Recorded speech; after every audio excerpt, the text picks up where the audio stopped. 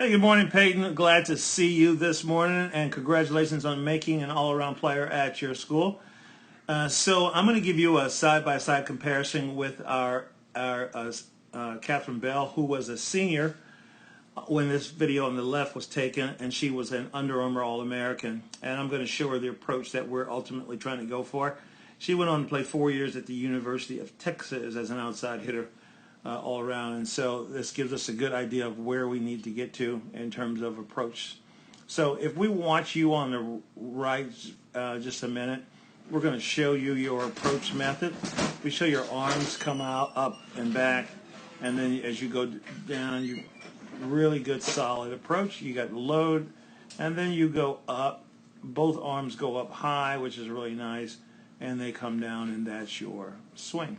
And so we want to try to get a look of that and then break that down into the steps that's going to allow us to be effective. Right?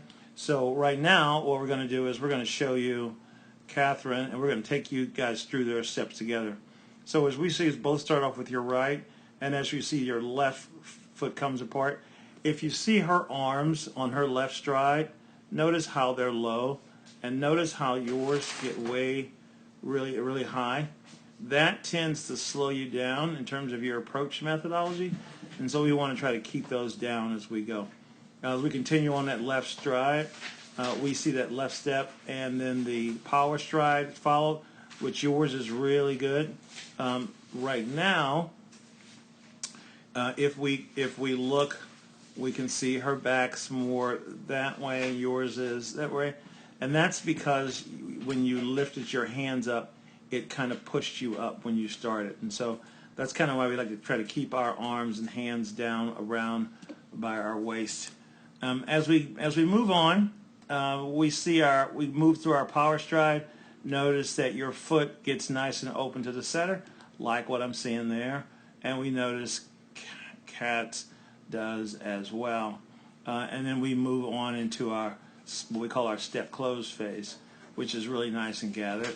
Now notice how low she gets. Okay, so from her explosion, top of her power stride here, down to her step close, notice how low she gets in that move.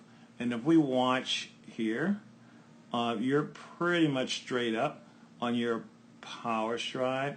Once you do that step close, notice that you really aren't getting any load at all in that move, and that's really where we want to coil. That's why I kind of had you looking at the bottom of the bar when I asked you to do your step close and load, because we were seeing that the more compact you get, the more coiled you get, the higher you're going to get on your jump out of that step close phase. Okay, so now as we go forward here, we see the move up. Yours is really nice. It's really nice and elongated. You got your arm straight up. You did a really good job there. What we see here in this motion here, we call that, I talked to you about that being a power C move. So that's kind of when we talked about doing a half butt kick, or that Toyota kick that we talked about.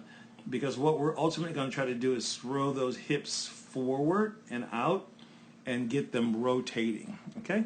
And yours is pretty much just kind of a straighter line. And so, remember, this is the beginning of the process that we started with. Okay, and so as we then continue to roll forward, you know, she's either more gathered in her feet, and ours just kind of really just kind of straighten out through that process. We're going to get to that position for our hitting development. And then notice as we come forward, if you can watch her arm when she swings, when she makes contact with the ball, watch her head snap. So that's what we call chin to chest right there, snap. And then if you notice, if you can see her torso, the way she's rotated, her right arm is definitely in front of her left arm.